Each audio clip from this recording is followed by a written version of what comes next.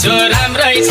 बजार दुईटा बोका बेच्यो कि 30,000 चिन्ता छैन केही मलाई कोरियानी मलाई हङकङ पनि मलाई अस्ट्रेलिया कोदो पिस्न जान्छु ड्याम्मै ढिँडो खान्छु मलाई मोमो पनि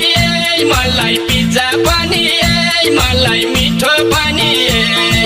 राम्रै छ बजार दुईटा बोका बेच्यो कि 30,000 चिन्ता छैन केही मलाई कोरियानी मलाई हङकङ पनि मलाई